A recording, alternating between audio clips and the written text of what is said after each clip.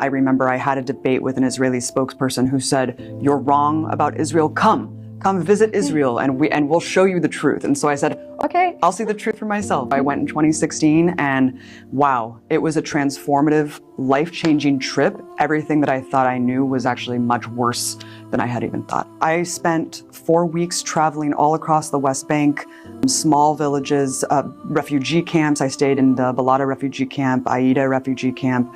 I remember going to Hebron, which was the most visceral example of Israeli apartheid I'd ever seen.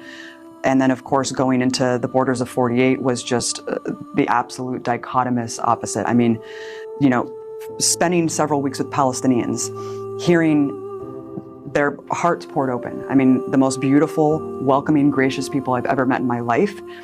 And no one ever said anything remotely racist. No one said anything remotely anti-Semitic. Okay. And it was just the opposite of the narrative that we've been told our whole lives. Now going into the borders of 48, the racism and bigotry was visceral. It was palpable to the point where I couldn't even bear to be there for more than a couple hours. I mean, I didn't even want to spend money there because I was so disgusted. Okay. There's a reason why Americans are not shown what Israeli society thinks and believes on camera.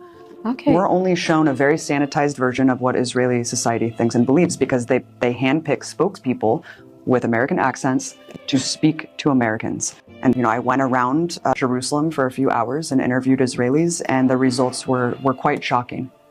I mean, the first day that I was there, I mean, literally within 20 minutes of leaving the airport, I remember seeing a row of people walking up a huge hill with their cars behind concrete barricades. And I said, what is going on here? And my friend Nancy Mansour said, oh, this is what they do to just inconvenience Palestinians routinely. They'll just blockade, set up makeshift checkpoints and make them walk 3 hours outside of where their direct route is to get home. And right out of the gate, I just said, oh my God.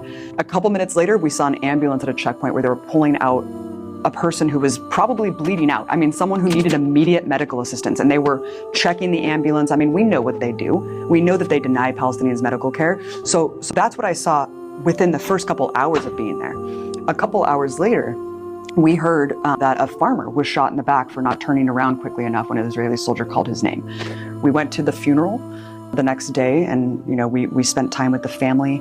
As we were leaving the funeral, Israeli soldiers had set up another makeshift barricade right outside of the house and started tear gassing and shooting rubber bullets at the funeral goers. And I just could not believe what I was witnessing firsthand. I mean, the stories are endless of just being there a few weeks. Going through Kalandia checkpoint, there was an elderly man with arms raised walking toward the security gate, and they just opened